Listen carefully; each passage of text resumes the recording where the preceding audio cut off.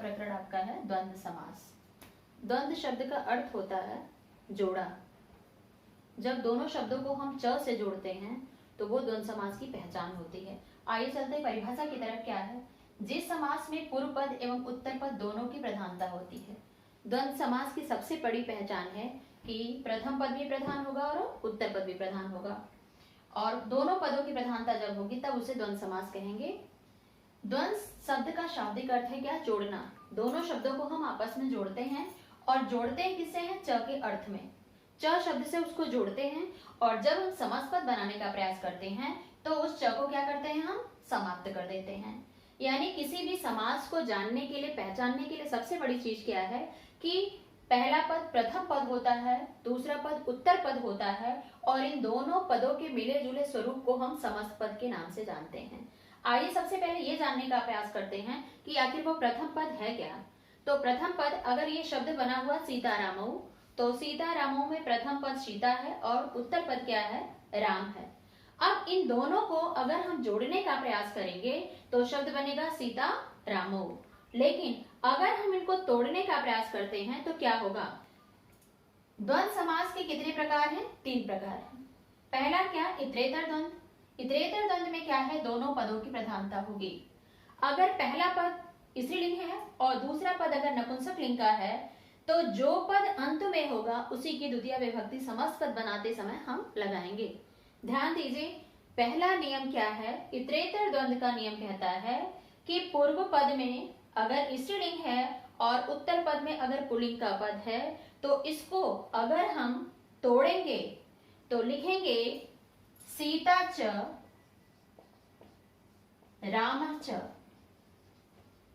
अब यहाँ पर हम पकड़ने का प्रयास करेंगे कि राम पुल्लिंग का है और 2 पदों का प्रयोग किया जा रहा है, तो इसलिए राम की द्वितीय विभक्ति यहाँ पर हम लगाएंगे रामः रामऊ, और समास पद बनाते समय हमने लिखा सीता रामऊ।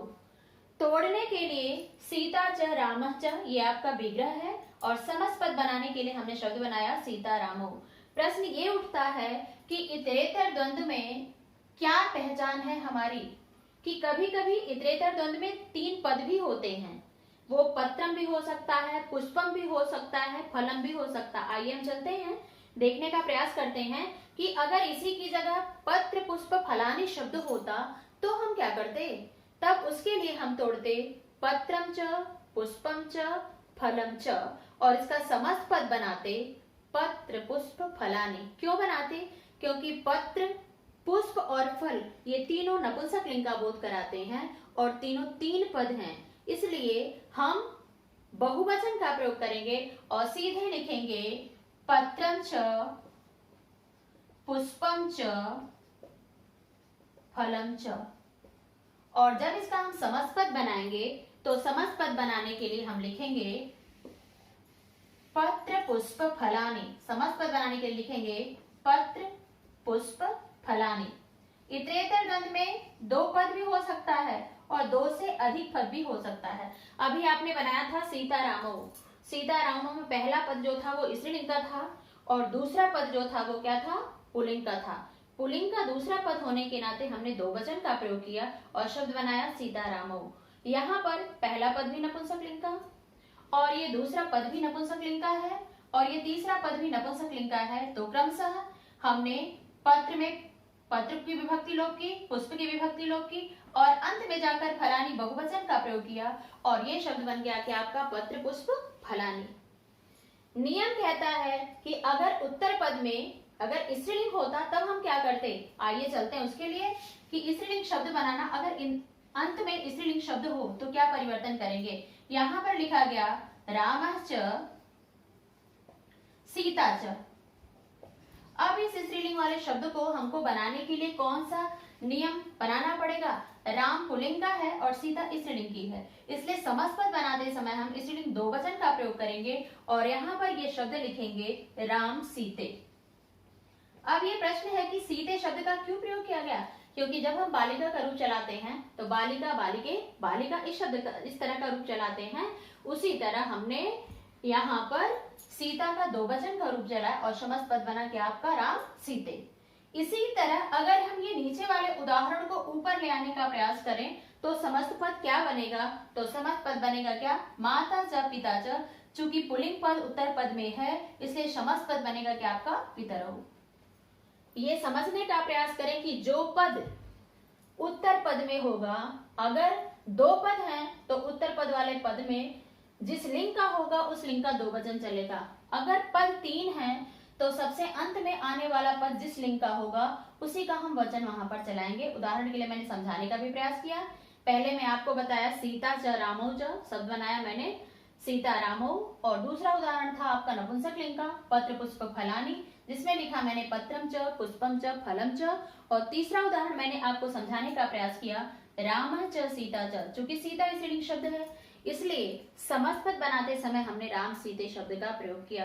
पुनः एक बार ध्यान देने का प्रयास करें कि उत्तर पद में जिस पद का शब्द होगा, जिस लिंग का शब्द होगा उसी लिंग का दो वचन चलाएंगे। अगर पद में 3 पद हैं आपके तो अंत में आने वाला पद जिस लिंग का होगा उसी का वचन चलाएंगे। और अगर अंत में स्त्रीलिंग तो स्त्रीलिंग दो वचन, और अगर अंत में पुल्लिंग तो पुल्लिंग दो वचन। अगर बहुत सारे पद हैं तो अंत में बहुवचन का प्रयोग किया जाएगा। ये इतरेतर द्वंद्व समास की पहचान है। इतरेतर द्वंद्व समास की पहचान क्या है कि दोनों पदों की प्रधानता होती है और जो शब्द अंत में होगा उसी का हम वचन और लिंग के हिसाब से परिवर्तन करेंगे। आइए चलते हैं समाहार द्वंद्व पर। समाहार द्वंद्व समूह का बोध कराता है। पहला उदाहरण मैंने आपको देने का प्रयास किया, अह च निशा च अनयोः समाहार। अह का मतलब होता है दिन और निशा का मतलब होती है रात।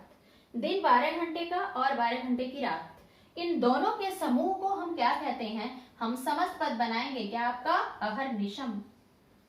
अहर्निशम का मतलब क्या है, दिन और रात के समूह को क्या कहते हैं हम, अहर्निशम शब्द कहते हैं। आइए दूसरे उदाहरण की तरफ चलते हैं। अगर हमने शब्द लिखा आपका पाणिपादम शब्द, उदाहरण के लिए हमने लिखा पाणिपादम, तो 2 हाथ और 2 पैर, इन दोनों के समूह को हम क्या कहते हैं, पाणिपादम। और हम समास विग्रह करने के दौरान हम करेंगे पाणि च पादौ च अनयोः समाहार। यानी पाणि क्या, 2 हाथ और पादौ 2 पैर, दोनों पदों के समूह को क्या करेंगे हम, पाणिपादम करेंगे। अह च निशा च, अह में भी दिन जो है वो 12 घंटे का और निशा रात भी 12 घंटे की, इन दोनों के समूह को हमने क्या कहा, अहर्निशम। आइए चलते हैं एक से द्वंद्व समास की तरफ। एक से द्वंद्व ही देखने से ऐसा पता चल रहा है कि इस पदों में सिर्फ एक पद शेष रहेगा। एक पद शेष होने में अगर दोनों पदों का हम विग्रह करते हैं तो बनने वाला समस्त पद क्या होगा, एक वचन ही शेष रहेगा, एक पद ही शेष रहेगा और जो अंतिम पद होगा उसी को हम शेष करेंगे। और यहाँ पर एक शेष द्वंद्व में हम शब्द बनाएंगे पितरौ। अगर इसी की तरह दूसरा उदाहरण हम करते तो भगिनी च भ्राता च, और इसका हम एक शेष द्वंद्व बनाते, शब्द बनाते भ्रातरौ। ये भ्रातरौ शब्द भाई बहन दोनों का बोध कराता है और ये पितरौ शब्द माता और पिता दोनों का बोध कराता है।